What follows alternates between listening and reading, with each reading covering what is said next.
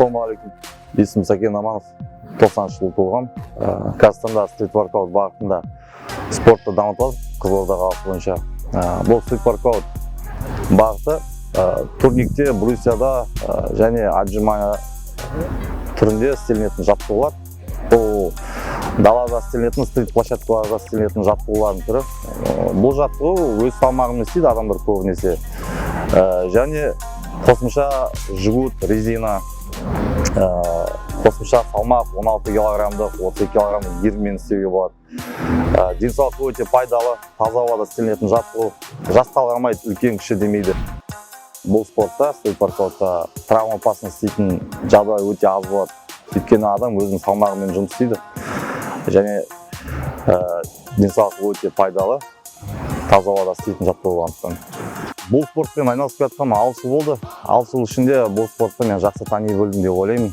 Және біраз өзім үшін жаңалықтар, жетістіктер аштым, жеттім деп ойлаймын. Мен сіздерге үй жағдайында болмаса қасыңызда білгір мамандар жоқ кезде істейтін жаттығулардың бірнеше түрін көрсетем. Тамашалаңыздар. Ал бұны брусья дейді, мынаны білмейтіндерге. Бұны жасардың алдында біз, яғни кез келген жаттығу жасардың алдында біз иығымызды, бұлшықеттерімізді қыздырып аламыз. Қыздырудың тәсілдері көп.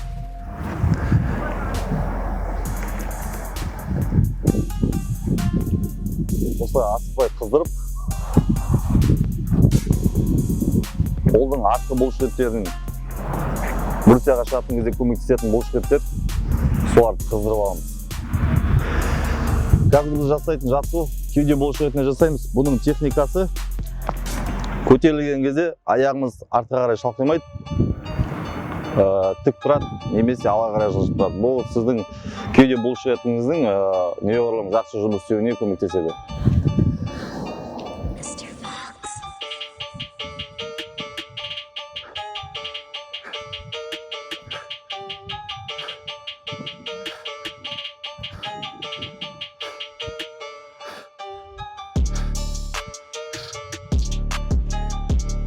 Әзірге бастапқыда 10 қайталау, 10 қайталаудан 3-4 подход жасасаңыздар, бұл толық жеткілікті сіздерге.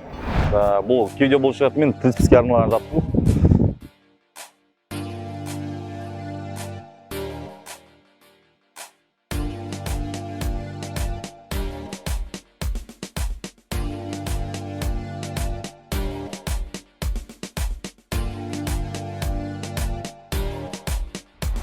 Келесі жаттығуымыз корейский жим деп айтады көбісі. Ол былай. Бұдан 10 қайталау жасасаңыздар жеткілікті. Бұл кеуде бұлшықеті мен қолдың бұлшықеттері және иыққа арналған жаттығу.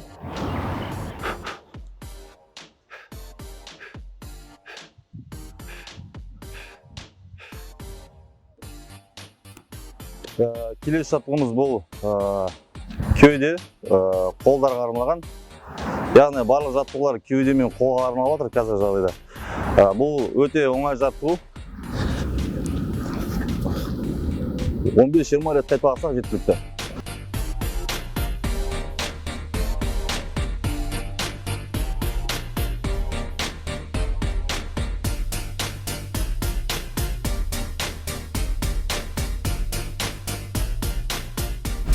Ал қазір мына брусья істей алмайтын ағайындарымыз бар, жас балаларымыз бар. Соларға бір оңай түрі бар, брусьяны үйретудің. Ол мына темірде брусьяға имитация жасаймыз.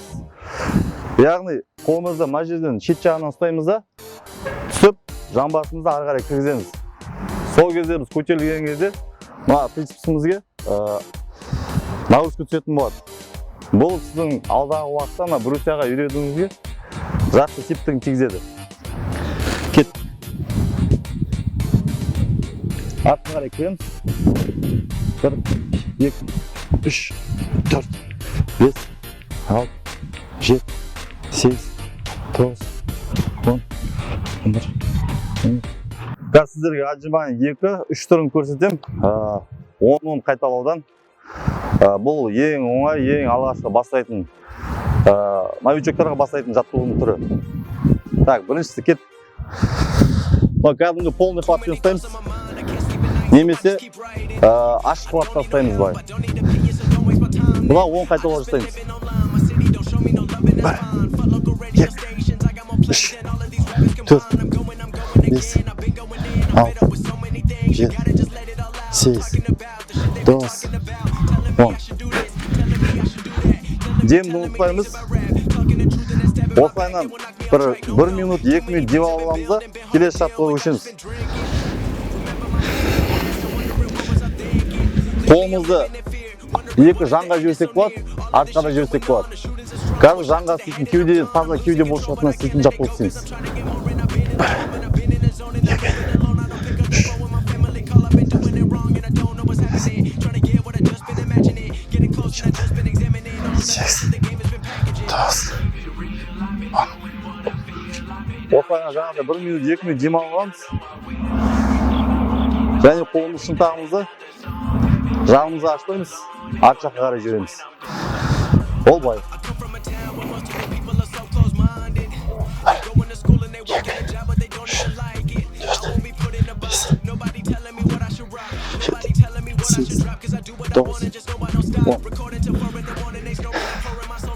10 сілтейміз, көтеріп.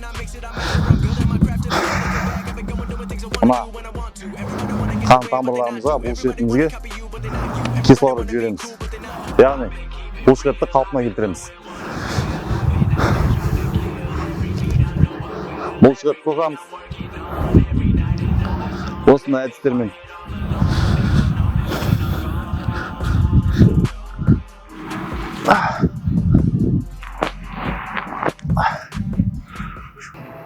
Келесі жаттығымыз V-образный жаттығу. Бұл да отжиманияның бір түрі. Кеуденің үстіңгі бөлшегіне және иыққа қолға береді бұл да. Кет. Бұл жаттығуда біз тіземізді қосып, аяғымызды бірге, тіземізді бүкпей істейміз.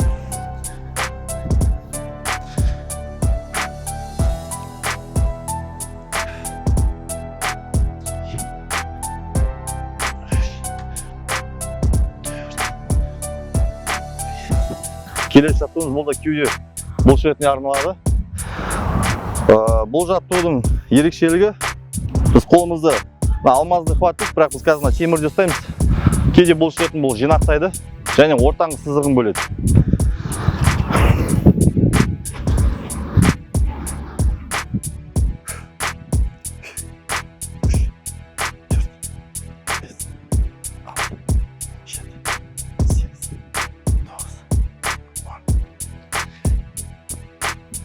Қазір сіздерге көрсеткен жеңіл түрі новичоктардан алған 10-15 қайталаудан 3-4 подход істесеңіздер, және демалыс уақыты 1 минут пен 2 минуттен арасы.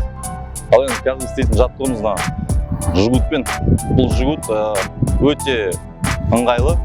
Сумкаға салып тасуға ешқандай ауыр салмағы жоқ. Кез келген жерге алып кетуге болады. Жаттығуда таптырмайтын құрал. Бұнымен біз қазір дополнительный салмақ дейміз ғой. Соған имитация жасаймыз. Мынаны мойнымызға асамыз. Және 10 қайталау істейміз. 2, 3, 4, 5, 6, 7, 8, 9. Мына турникте істелінетін жаттығулар өте көп. Бұлардың қуаттары да көп. Яғни қолды қалай ұстау бағыттары. Турник өздеріңіз білесіздер, арқа бұлшықетіне, белге, грыжа, тағы да басқалай сондай травмаларға өте ем жаттығу. Мынау кәдімгі обычный ход. 2, 3, 4, 5, 6, 7, 8, 9, 10. Опа. Міндетті түрде дем дұрыс болу керек. Келесі қуат бізде молотковый қуатта 4 колоннамен көрсетем қазір. Бұдан да 10 қайталау жасастарыңыздар болады. 1, 2, 3, 4, 5. осылайынан 10 қайталау жасайсыздар. Келесі қуат көрсететін жаңағы айтқан молотком хваттан осылайынан 2 колонна, 3 колоннамен ұстай бересіз. Келесі қуат треугольный хват дейді. Ол былайынан болады ерекшелігі. Бұл арқа бұлшетіне өте жақсы әсер етеді. Ұстағанда осылай ұстаймыз. Және арқаны барынша шалқайтамыз.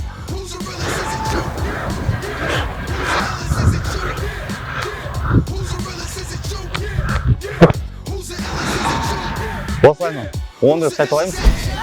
Қазір істейтін жаттығуымыз мына қолға арналған жаттығу, қолдың артқы бөлшегіне, яғни трицепс деп айтамыз. Осындай хватта ұстаймыз. Мынадай хватта ұстаймыз. Хваттың түрі көп, 3 түрлі хватта ұстасақ бар. Узкий, кәдімгі нейтральный хват және мына шеттегі хватпен. Біз қазір шеттегі хватпен істейміз. 10-15 қайталау істесе болады. 1, 2, 3, 4, 5, 6, 7, 8, 9, 10. Бұл жаттығу істеген кезде денемізді тік ұстаймыз. Көтеріліп жатқан кезімізде жамбасымызды көтермейміз. Пресс, арқа бұлшығы, жамбас, бәрі түзу тұру керек. Сол кезде сіздің қолыңыздың артқы бөлшегі трицепсіңіз жақсы жұмыс істейді. Сырғаттарым осы стрит воркаут бағытында спортпен айналысуға шақырамыз. Егер де менің жаттығуларым сіздерге ұнаса, Қызылорда қаласы орталық алаң, Арбаттың бойына орналасқан стрит площадкаға келіп, спортпен айналысуға шақырамын. Айналысатын уақытымыз біз кешкі 8-9, 10-дардың кезінде келсеңіздер, сұрақтарыңыз болса, айтамыз, көмектесеміз. Денсаулықтарыңыз мықты болсын.